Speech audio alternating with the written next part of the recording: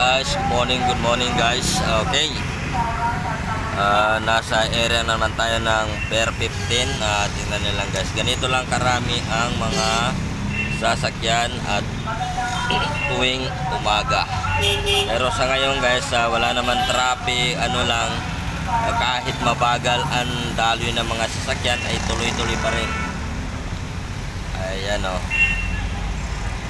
Hindi naman sila nagbabara, hindi naman yung traffic, tuloy-tuloy pa rin guys. Okay? Dito natin po makikita sa Pier 15 under circle. Ayan na yung under circle na may fountain. Ito yung fountain dito sa under circle na nakikita natin na hindi naman gano'n natin makikita kasi maraming sasakyan ang tumatawid, pero minsan nabubuksan ang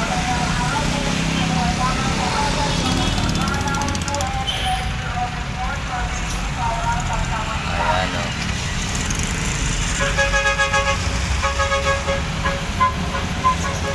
Ganyan ang dito sa medyo mabagal lang, kaso lang di naman barado ang traffic. Tuloy-tuloy pa rin ang dalyo ng mga sasakyan. Ayan o.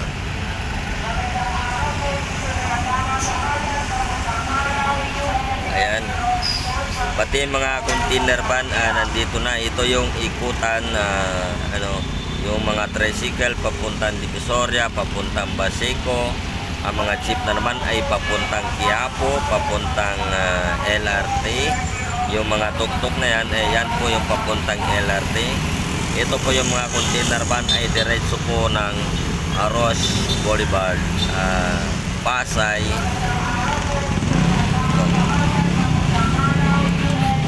At ang pinakamarami dito yung mga single na sasakyan katulad ng mga motor, yung Angkas, Mobit, Joyride. Ayan, ito po yung mga jeep papuntang Quiapo. Ayan, papuntang Quiapo yung jeep. Taxi. Andito yung mga taxi. Ayan, e-bike, tricycle.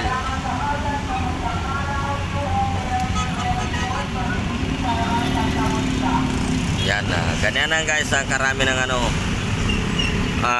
tuwing umaga dito sa Pier under circle.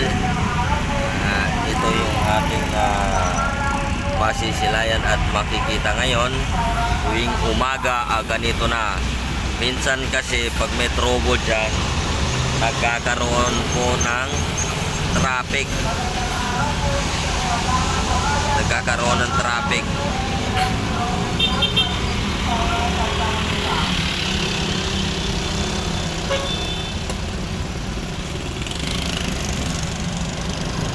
Ganyang karami. Yung mga boss, papunta ng Intramuros lang yan, umiikot lang.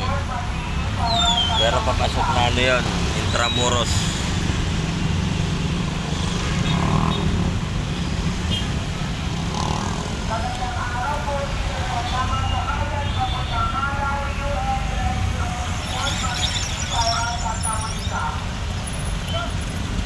Ganyang karami ang mga tricycle, jeep at tuktok, at nagkahalo-halo na ang mga sasakyan dito.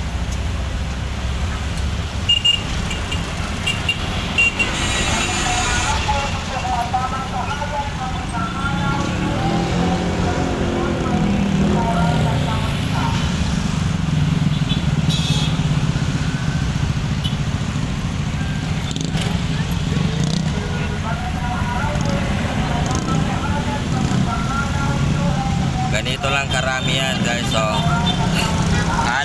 kung titingnan mo yan guys, halos walang katapusan yan.